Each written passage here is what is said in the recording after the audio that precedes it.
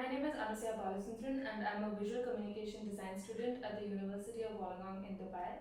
And here I have Jia with me. Jia, would you like to introduce yourself? Hi, my name is Jia. I'm 19 years old and I am from New Delhi, India. I am currently majoring in digital and social media from University of Wollongong in Dubai. So tell me a little bit about Delhi. Um, Basically, I tell everyone, no matter where I go, Delhi is always going to be home. It is, I grew up there. I was born and raised there. So I lived there for 18 years of my life. And honestly, I miss it. If I could go back every weekend, I would. So how long have you been living outside of Delhi? I've been living outside of Delhi for 2 years now, almost 2.5 years. And what do you miss the most about Delhi? I mean, it's home. So I miss how chaotic it is. I miss the traffic. I'm not gonna lie. Delhi traffic, I miss the traffic. I think Dubai does justice to that.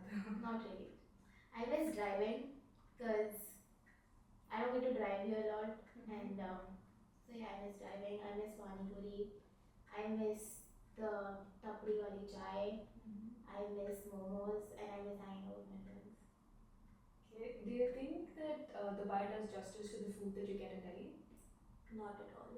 I know Dubai has a bunch of like restaurants and stuff, but it's all like not the way you get it in Delhi because it's more made to adapt to the taste of people who live here. And the main thing is it's not as spicy.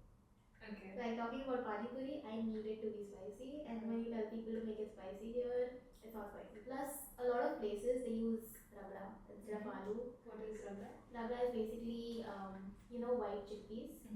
So it's like a curry made out of it that you put inside pani puri.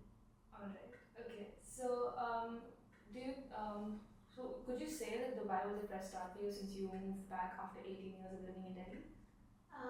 So I've been coming to Dubai since I was 11 because my sister lives here and I used to come visit her during the summer. But when I did move here, or when I would come visit, back then Friday and Saturday used to be the weekend, and I wasn't used to that because for us Saturday and Sunday would be the weekend. So when I would see my sister go to work on Sundays, I used to be like, what the hell is going on? And it is a big change because Dubai is like so much more developed compared to like India and Delhi in general, even though Delhi is like pretty developed. And I feel like the most difficult part is like venturing into a new space on your own and then having to rebuild your life, making new friends, adapting to the place and the homesickness. It all just, in a way, it was difficult, but it was not difficult at the same time because I got lucky. I found a good friend group and they were very welcoming. So yeah. Do you think it was difficult to socialize with people from other cultures different from yours? Honestly, yeah. And I was also like really scared to talk to men in general because I went to an all girls convent school and I had like no interaction with the male population for like almost half my life. So when I did come here and I realized I'm going to a uni which is like it has men in it. Yeah. I was like very like scared and anxious. And honestly, when you are like living in a place which has just one type of culture and you venture into a place where there's like multiple different cultures, it is kind of scary. But so far, people here have been really welcoming. So I'm gonna say that it wasn't as hard, but again, it was easy. Okay. So tell me about some traditions or customs that are important in your culture. So Delhi people are big on like big fat Indian weddings, Punjabi weddings. They can go on from like 7 to 10 days, which is like very uncommon because most weddings are like a day or two. And then we are also very big on like festivals, and we have two major festivals that we like celebrate. So Diwali and Holi, they're like the lifeline of Delhi. And honestly, I miss it so much because it's not celebrated on the same level as here, even though there's like a lot of Indians here, but you don't get the same vibe. So why do they celebrate Diwali and Holi? So Diwali is basically celebrated to like commemorate the return of Lord Ram from his exile, which is like a story from the Ramayanas. I don't want to get into that. It's like very long and lengthy. And then Holi is celebrated as a harvest festival, so it like marks the beginning of spring, and also it like symbolizes the love Lord Krishna had for Radha. So how do you celebrate Diwali and Holi? So Diwali is basically like a week-long festival in Delhi for us. So one day it's like this festival called Unfiltered where you buy new utensils because it's said to bring good luck. Then we have Govardhan Puja where you basically pray to a mountain pretty much. Okay. And then we have Choti Holi, which is like the day, it's basically the day you pray more than you celebrate. Okay. Then we have Bhai Dooj, which is basically you celebrate your brothers and like you get gifts and money from them, so it's like really fun. And then we have the main day of Diwali, which is like the day you burst crackers and all of that. So tell me about why you pray to a mountain. So technically, in Hindu mythology, it is considered that Lord Krishna and this other god, I can't remember his name for the life of me, but like they had like a altercation on this mountain, and then it celebrates the victory of Lord Krishna. So you basically like wake up super early and you take a shower and then you pray to Lord Krishna, and then you also like light a little lamp next to a basil tree. It's like to honor him and his life basically. Yeah. So, are there any specific rituals or routines that you or your family follow regularly? So the thing about me, I'm not really religious, Okay. but my family is super religious. So they had this thing where every Sunday they had to go to the temple, and I would get Sunday was pretty much the only day I would get to myself, and I would get woken up at like 8 a.m. to go to the temple, and I would hate it so much. But my grandfather was like really big on like praying, going to the temple, and he would literally like get mad at us if we didn't. So going to the temple was a big thing. And then my family was really big on like eating at a table together, and I hated that part too. And I feel like a lot of like traditional Indian families like have that thing where you have to sit on a table and eat together. And I'm the type of person when I'm coming back from a long day, I don't want to talk to anyone. So those two things are like something that's big in like my culture, but honestly I don't care about it. Okay. So, have you found yourself in situations where your friends do not understand a certain belief that you follow, or Yeah, honestly, you know how Hindu people are like superstitious? And there's this one superstition, it's the only one I believe in. It's that when a black cat crosses the road, if you cross, it brings you bad luck. And when I tell it to people here, they are like baffled by it. They're like, that's like bullshit. Like, what are you talking about? And I'm just like, I promise you, you're gonna regret it. And it's like, I don't know, like, why would you not believe that? So, how important is language in preserving and expressing your cultural identity?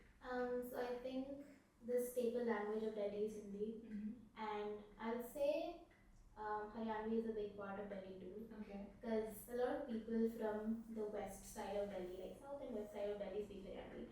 So my dad always told me that if you live in Delhi for the rest of your life and you don't know how to cuss, you are basically not going to survive. So I'm gonna say that if you don't know Hindi, you're gonna have a really hard time in Delhi because people are like really mocking when you can't speak their language over there. And like as I said, if you're gonna live there, if you're gonna drive, if you're gonna travel around, work there, if you don't know Hindi, if you don't know how to cuss, basically you're done for.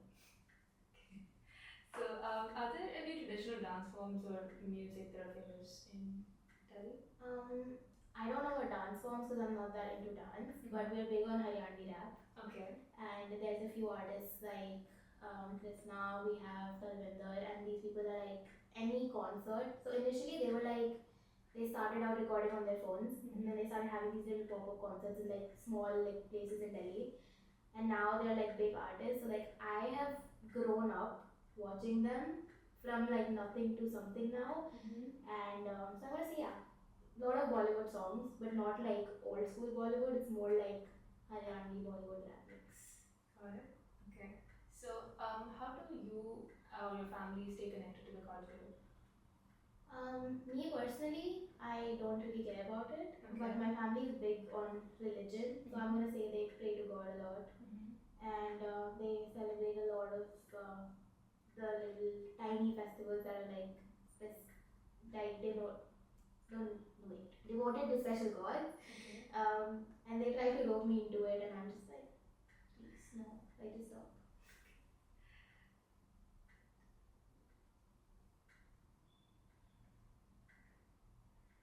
Um, so, how do you think cultural exchange and diversity impact your community? Um, Honestly, I feel like every culture is different. Mm-hmm. So when there's like a mix of diverse cultures in a certain place, it like sort of arises conflict in a way because people are like gonna want to promote their own culture, Mm-hmm. and I don't know. I feel like if different cultures can like coexist together, it's like a beautiful thing. But like if we're talking Delhi, there's a lot of cultural and religious conflict there. And that is something I don't want to get into, so Okay. I'm just gonna stop talking about it right here. Okay. Is there anything else that you would like to share about your culture that you haven't spoken about yet? Mainly food. Okay. Tell me So about the food there. I'm gonna suggest a few spots in Delhi that Mm-hmm. if you ever visit, you need to go. Okay. So first of all, Delhi is big on momos. I promise you, you'll never get momos anywhere as good as you get in Delhi. So there's this place in Lajpat Nagar. It's not a hidden gem. It used to be. Now it's like hella popularized by all these influencers, food bloggers. Okay. So it's called Dolma Auntie Momos, and it's been there for at least like 70 years now, Mm-hmm. and they serve the best momos ever. And then right next to it, there's this coffee shop called Deepal's Coffee, Okay. and they have the best cold coffee ever, and their price hasn't changed, so you get it for 20 bucks. And I'm pretty sure you don't get anything for 20 bucks in this time age. Mm-hmm. Then Pani Puri is like a big staple of Delhi, Of course. and there are like few places I would recommend. So there's this market called Sarojini Nagar Market, Mm-hmm. where it's basically like a flea market, and there's this one place. It's like an unnamed shop. It doesn't even have a name. It's just a corner store, and they have really good pani puri there. And then there's a lot of like street side chole kulche counters where you can go and have like white chickpeas and like bread. Mm-hmm. I don't know how to explain it without making it sound non like delicious or Okay. I don't know. So, what are some hotspots in Delhi that you would suggest to a person who's visiting Delhi for the first time? If you're into clubbing, I would suggest the Kutub Industrial Area or Nehru Place or CP and Ansel Plaza. These are like the clubbing hotspots. Mm-hmm. South Delhi is known for like all the posh stuff. So if Mm-hmm. you're like into designer stuff, designer cars, then South Delhi is the place for you. If you're more into like street style stuff and like street food and all of that, then I would suggest Southwest and East Delhi. And then North Delhi is like really not considered part of Delhi. So Okay. anyways, so like CP definitely it's known as the central like landmark of Delhi. Okay. So it's basically the center of Delhi, and there's like a lot of like every single restaurant you can imagine in the world, every cuisine, it's like in one place. Mm-hmm. So a lot of people go there, but it's always like really crowded. So I don't know. What are some places that tourists go to the most then? So tourists like to go to India Gate a lot, Okay. and then Qutub Minar, Mm-hmm. and then we have the Red Fort, and then there's this little place called Jantar Mantar. Okay. So these are it's like a monument, Okay. and I don't know. I feel like it's part of like you know how there's like a list of like these monuments that are like really popularized Yeah. around the world. It's part of it. So it's basically shaped like a heart, Mm-hmm. and it's made out of like red sandstone, Okay. and it's like people say that when you have like Republic Day marches and stuff, so people start from like one spot and then they cross that area. So it's like very like overhyped. Okay. Right. So what are some challenges that people in your culture face, like either personally or on a broader societal level? So I feel like being from Delhi comes with a stigma because a lot of people on social media make it look like an unsafe place. Okay. But honestly, having lived there for 18 years of my life, I can confirm that okay, maybe at night not as safe, Mm-hmm. but it is a really beautiful place. And Okay. once you go there, you're not gonna wanna leave. Your heart stays there. So I think the main thing that pisses me off is the stigma that comes with being from Delhi because of how social media has like made it into a non-safe place. Alright. Okay. So So, um, how do you and your community typically celebrate important milestones or events? I Is it think we just party. okay? Yeah. So you We're guys big are big on. on party. Yep, Okay. definitely. So, are there any unique aspects of communication or language usage within your culture? I'm gonna be dead ass with you right now. We cuss a lot. Okay. So cussing is like a form of endearment in Delhi. So if you like achieve something big, you're not gonna congratulate the person, you're gonna cuss at them. It's a great way of communicating with someone. I know, right? So, how do global trends or influences impact your culture? Honestly, recently I've noticed, like, I haven't been back home in 10 months now, but when I did go last time, it was so different. So honestly, like, you see how international food bloggers have like reels and stuff where they go Yeah. review food and shit. I went back to Delhi, and all the places which were like hidden gems are not hidden gems anymore, and that pisses me off because Okay. they were places that were like my spot, and now everyone knows about them, so it's always crowded. And I didn't want people to find out about them because I like to gatekeep stuff. That makes So sense. yeah, Yeah. like that's not fair. So, how do individuals within your culture navigate issues of identity, like particularly in diverse or multicultural contexts? I feel like we're all very welcoming to each other. Okay. So and Delhi is a diverse place, so you have like multicultural people there. So I don't think there is like any identity issue, but I don't know. I think it's not like an issue. Okay. So, would they be, what do you say? Would they be welcoming to people outside of Delhi? Are they open to that, or are they I feel like we as Delhiites are very welcoming to people, but we're also very judgmental okay? because that comes with being a North Indian. Mm-hmm. So like if you don't speak our language, we are gonna go after you. And especially Okay. like I don't know why I want to say this, but like South Indians, Mm-hmm. they butcher our language so bad Mm-hmm. because they come with that South Indian accent, and you being a South Indian know what I'm talking Yeah, I about. do. So yeah, we are welcoming, but like don't test our limits. Got it.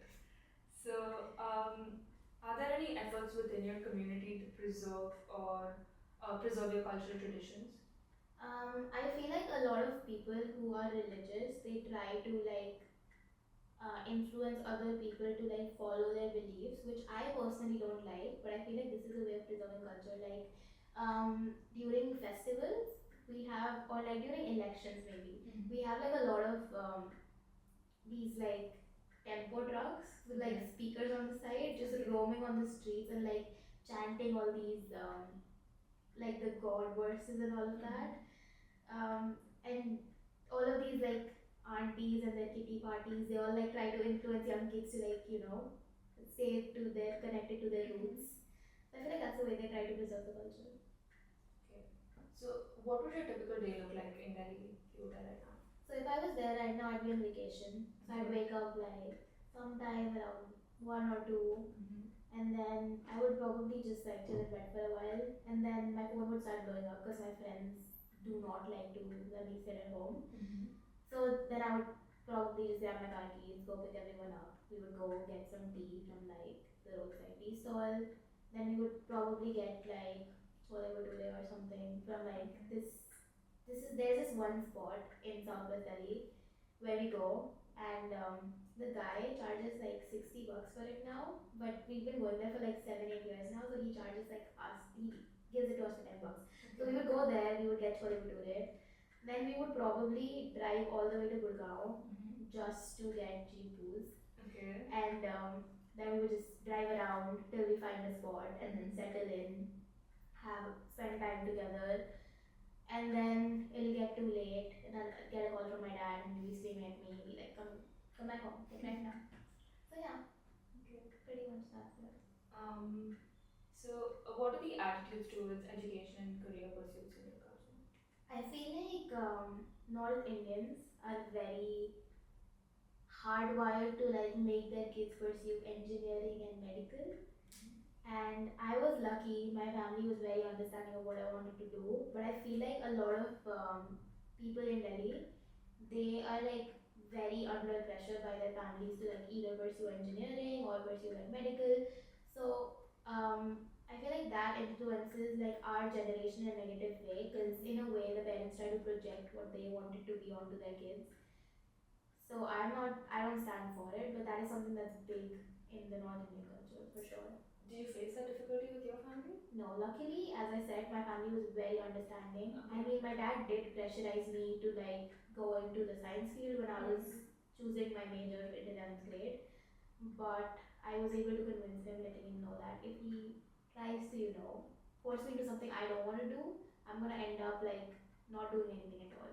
So in a way, I Makes was able to sense. convince him Yeah. that I want to do my own thing, and he supported me in the end. That's great. Okay. Are there any concerns about cultural preservation or adaptation in the face of globalization? Honestly, I don't know. Okay, no problem. Alright then, that's about it. That's all I have for you. Thank you so much. Thank you for having me.